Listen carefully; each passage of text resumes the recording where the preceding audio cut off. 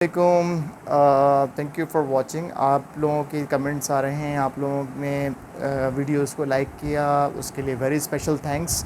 अच्छा, आज स्टैटिस्टिक्स में हमारा बड़ा इम्पॉर्टेंट टॉपिक है, वो है टूल्स ऑफ प्रोबेबिलिटी। ठीक है ना, बेसिक टूल्स होते हैं कुछ प्रोबेबिलिटी के अंदर, वो टूल्स हम यूज़ करते हैं। उसके बाद हम अपनी प्रोबेबिलिटी पे चले जाते हैं ताकि हमें प्रोबेबिलिटी समझने में आसान हो जाए। तो इसको हम इम्पॉर्टेंट टूल्स ऑफ प्रोबेबिलिटी भी कहते हैं, या फिर काउंटिंग टेक्निक्स, यानी काउंट करने की टेक्निक।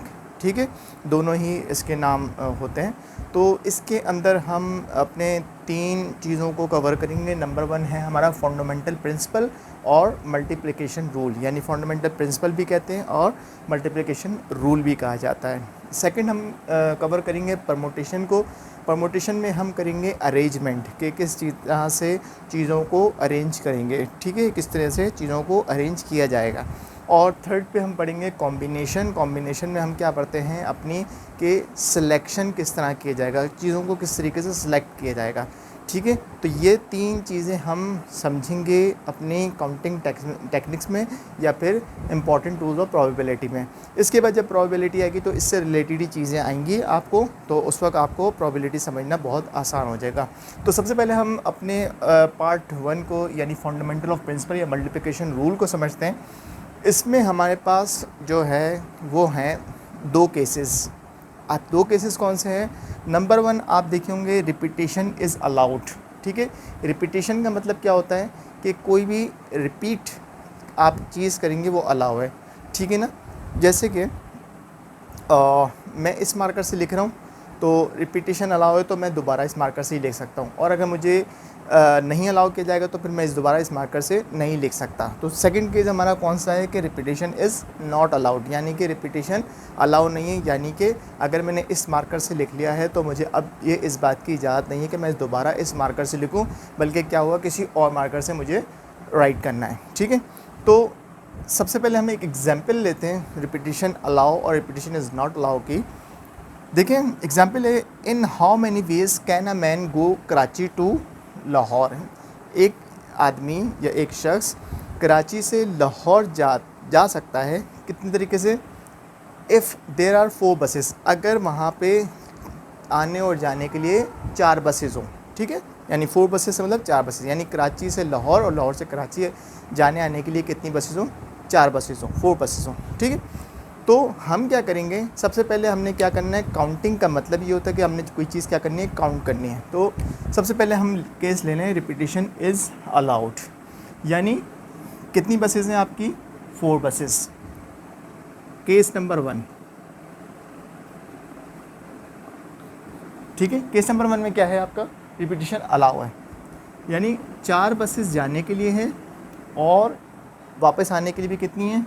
4 बसेस हैं, यानी 4 × 4 16 वेज। यानी कि वो कितने तरीक़ों से जा सकता है और कितने तरीक़ों से 16 वेज को इस्तेमाल कर सकता है जाने और आने के लिए, यानी कि 16 वे पे, यानी 4 बसेस अवेलेबल हैं, 4 से ही जा सकता है और 4 से ही आ सकता है केस नंबर 1 में। अब इसको हम समझ भी लेते हैं किस तरह से। जैसे कि मेरे पास फॉर एग्ज़ाम्पल 2 बसेस के लिए मैंने ले लिया, 4 बसेस के ले लिया A, B, C और D। ठीक है, ये हो गई 4 बसेस। ठीक है, अब सबसे पहले क्या है, बस A से जाता है और A से ही वापस आता है। ठीक है, बस A से जाता है और B से वापस आता है, बस A से जाता है और C से वापस आता है, बस A से जाता है और D से वापस आता है। ठीक है भाई, इसी तरीके से बस B से जाता है, बस A से वापस आता है, बस B से जाता है, B से ही वापस आता है, B से जाता है, C से वापस आता है, B से जाता है, D से वापस आता है। क्लियर हो गई बात यहाँ तक? नंबर 3, C से जाता है, A से वापस आता है, C से जाता है, B से वापस आता है, C से जाता है, C से वापस आता है, C से जाता है, D से आता है। Okay, in the last D से जाता है, A से आता है, D से जाता है, B से आता है, D से जाता है, C से आता है और D से जाता है, D से ही वापस आता है। ओके, क्लियर हो गई बात? अब आप देखें, 1 2 3 4 और 4 4 4 ज़ा 16, यानी कि 1 2 3 4 1 2 3 4 4 4 ज़ा 16। ठीक हो गई बात। तो ये हमारा केस हमने समझ लिया पहले, रिपीटिशन अलाउड। ओके, अब हम समझेंगे अपना next case, repetition is not. Now case number 2, repetition is not allowed, यानी कि 4 बसेस हैं हमारे पास और 4 बसेस के अंदर हम एक बस से जा सकते हैं और उससे दूसरी बस से वापस नहीं आ सकते, और दूसरी बस से वापस आ सकते हैं, उसी बस से वापस नहीं आ सकते, यानी कि जाने के 4 वे हैं और वापस आने के कितने हैं, 3 वे। क्यों 3 वे हैं? क्योंकि हम उसी बस से वापस नहीं आ सकते, क्योंकि रिपीटिशन अलाउ नहीं है। यानी 4 बसेस से जा सकते हैं और वापस कितने 3 बसेस आते हैं, तो 4 और 3 इसका मतलब 12 वेज। ठीक है भाई, 12 वेज। अब इसको समझ लेते हैं। बस ए से गए, ए से वापस नहीं आ सकते, किससे आएंगे, बी से। ए से गए, सी से वापस आएंगे, ए से गए, डी से वापस आएंगे। ठीक है, इसी तरह से बी से गए, ए से वापस आ गए, बी से गए, बी से वापस आ जाऊँ, नहीं आ सकते क्योंकि रेपिटेशन अलाउ नहीं है, तो मैं किससे आऊँगा, सी से। बी से गए, डी से वापस आ गए।